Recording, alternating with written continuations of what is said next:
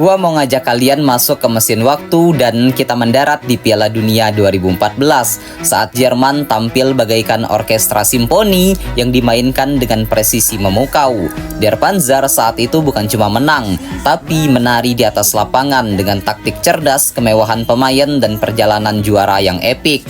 Di Piala Dunia 2014, Jerman itu adalah sebuah Mercedes-Benz keluaran terbaru, elegan, bertenaga, dan gak ada celah. Joachim Löw membawa filosofi tiki-taka ala Spanyol, tapi diberi suntikan steroid khas Jerman, disiplin, efisiensi, dan transisi cepat yang bikin lawan megap-megap. Formasi 4-2-3-1 mereka fleksibel banget, bisa berubah jadi 4-3-3 atau bahkan 4-1-4-1 tergantung situasi. Toni Kroos dan Bastian Schweinsteiger di lini tengah itu bagaikan dua jenderal yang mengatur irama perang. Sementara Philipp Lahm yang tiba-tiba jadi gelandang bertahan adalah kompas yang gak pernah salah arah. Yang bikin taktik mereka ini begitu bagus adalah gegenpressing. Begitu bola hilang, mereka ngejar bareng kayak serigala kelaparan. Brazil jadi korban paling tragis dari strategi ini. Jerman nggak cuma main bola, mereka itu main catur. Setiap langkah begitu diperhitungkan, setiap serangan dirancang kayak arsitek yang bikin katedral. Lini tengah Jerman itu ibarat langit malam yang penuh bintang.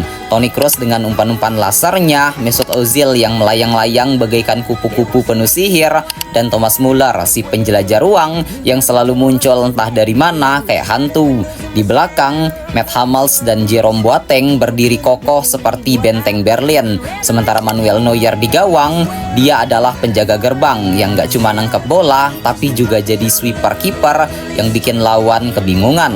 Di depan, Miroslav Klose sang veteran adalah pemburu gol yang dingin kayak es di Kutub Utara. Sementara Mario Götze si anak emas datang dari bangku cadangan dengan keajaiban di kakinya. Jerman punya stok amunisi yang gak habis-habis. Setiap posisi punya pemain kelas dunia. Ini kayak punya gudang emas di tengah gurun pasir. Perjalanan Jerman dimulai dengan pukulan telak 4-0 melawan Portugal. Cristiano Ronaldo, pemenang Ballon d'Or saat itu, cuma bisa melongo saat Muller bikin hat-trick dan umpan-umpan Toni Kroos jadi mimpi buruk untuk timnya. Fase grup Jerman lalui dengan santai. Di babak knockout, Jerman mulai menunjukkan taring. Aljazair di 16 besar bikin keringat dingin Jerman. Tapi Manuel Neuer dia bisa jadi superhero dan membawa Der Panzer lolos lewat perpanjangan waktu. Perempat final lawan Prancis, kemenangan 1-0 itu cukup tipis tapi terkontrol. Kayak chef yang bikin saus dengan takaran yang pas. Lalu datanglah semifinal, pertandingan yang bakal dikenang sepanjang sejarah. Brazil lawan Jerman. Ketika Der Panzer menghabisi tuan rumah tanpa ampun 7-1. Pembantaian ini lebih mirip film horor daripada pertandingan sepak bola. 5 gol dalam 29 menit pertama. Brazil dibikin kayak domba di tengah kawanan singa. Muller, Klose, Kroos, Khedira, Schürrle semua ikut berpesta. Ini bukan cuma kemenangan, tapi ini deklarasi dominasi. Final melawan Argentina di Maracana adalah klimaks yang bikin jantungan.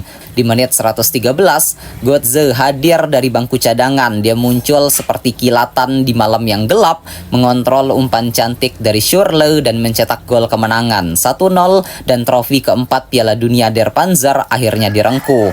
Piala Dunia 2014 adalah panggung di mana Jerman memamerkan taktik cerdas, kemewahan skuad, dan mental baja. Mereka nggak cuma juara, mereka bikin lawan takut, penonton takjub, dan sejarah mencatat itu semua dengan tinta emas.